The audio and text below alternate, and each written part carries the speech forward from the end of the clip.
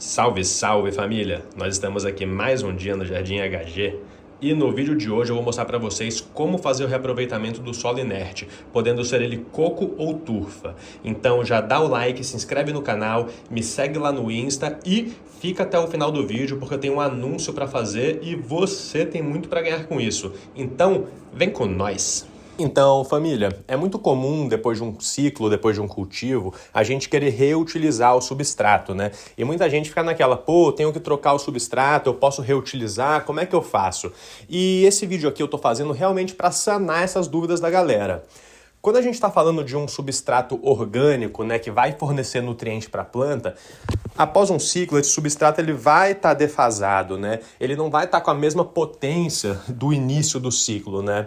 Mas quando a gente está falando da parte inerte do substrato, de um substrato inerte, que ele está ali apenas para promover sustentação para a planta, então quando a gente está falando aí do coco, da perlita, da turfa, esse tipo de material, após o ciclo, ele vai mudar, assim, muito pouco das características físicas dele, no sentido de capacidade de absorção de água, e ele vai continuar não fornecendo nenhuma forma de nutriente, assim como era no início do ciclo. Então tem sim como a gente fazer um reaproveitamento bem decente desse tipo de material. Então, o primeiro passo é a gente recuperar o máximo do substrato que a gente conseguir, mas deixando ainda ele livre de outros materiais, né? Então, aqui no caso, esse cultivo eu fiz com substrato que era 70% coco e 30% perlita, e agora eu tô batendo aqui, tentando recuperar o máximo que eu consigo dele, quebrando o mínimo de raiz que eu conseguir, porque no final aqui a gente não quer que tenha raiz, tá? A gente quer, porque a raiz ela vai ser uma matéria orgânica ali no substrato, né? Então a gente quer que tenha apenas o coco e a perlita. Um truque para conseguir fazer isso bem e de forma bem mais fácil é você deixar o vaso secar bastante antes de fazer essa separação. Então, quanto mais seco tiver o vaso, mais fácil vai ser essa missão aqui, tá? Você pode ver que o primeiro que eu bati ali estava mais seco, olha como saiu mais fácil. O segundo vaso que eu estou batendo aqui para tentar soltar esse material está um pouquinho mais molhado, mas esse pouco de umidade já faz uma diferença aqui nesse processo, tá? Então, quanto mais seco, vai soltar mais fácil e o seu substrato vai ficar mais puro. Vocês podem ver que após essa parte do processo, ele fica aqui já bem limpo, né? Ele vai ter um pouco de raiz ali, mas não é isso que vai fazer uma grande diferença no resultado final. A gente pode ver aqui que a grande maioria esmagadora aqui, de fato, é coco e perlita e apenas um pouquinho de raiz. Vocês podem ver aqui no vaso do lado, ó, como as raízes estão apenas as raízes ali, né? Então, essa separação foi feita de uma forma bem eficiente. É assim que a gente quer tentar fazer.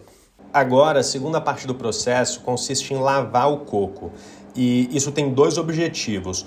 Um, a gente vai querer abaixar a condutividade dele. Então, depois de usar do coco, mesmo quando tendo feito flush de final de ciclo, se optou por fazer, é comum que o EC do coco não chegue novamente próximo de zero, como deve estar no momento de fazer o preparo inicial para o início de um ciclo.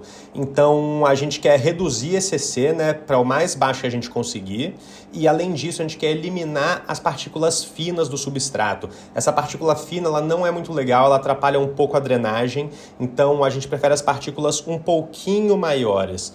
Então, eu estou utilizando esse vaso de feltro como recipiente para o coco para fazer essa lavagem.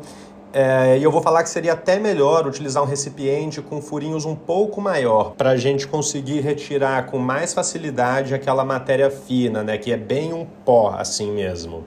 Então eu começo o processo aqui jogando um pouco de água por cima, fazendo como se fosse um flush mesmo, uma régua com bastante água, para eu conseguir drenar um pouco de água por baixo do vaso e coletar uma amostra e medir o EC para a gente ver como é que tá.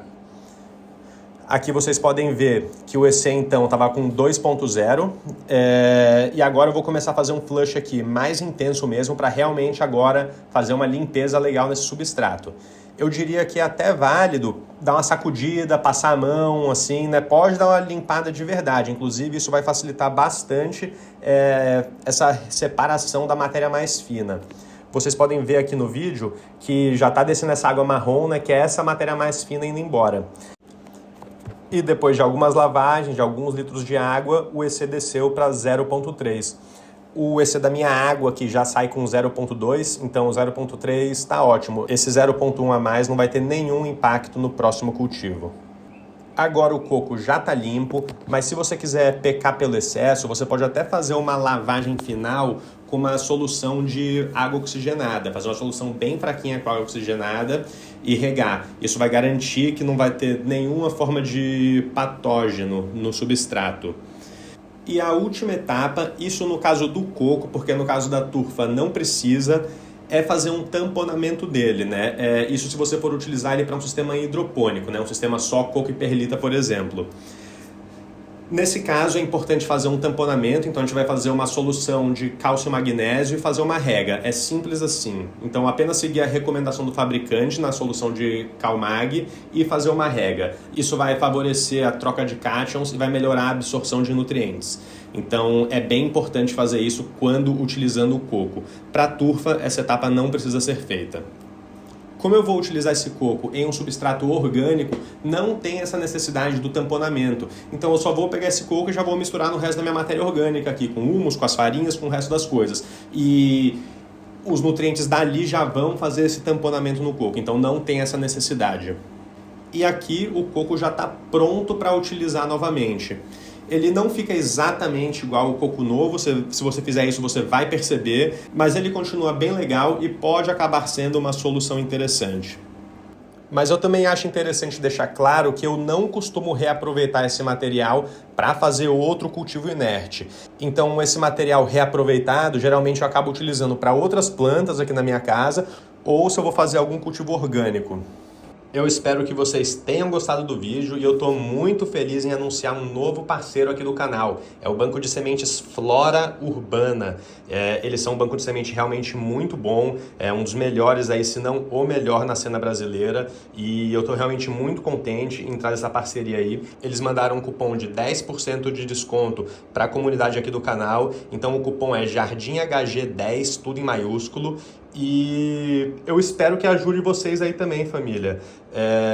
Poxa, muito obrigado aí por terem ficado até o final do vídeo.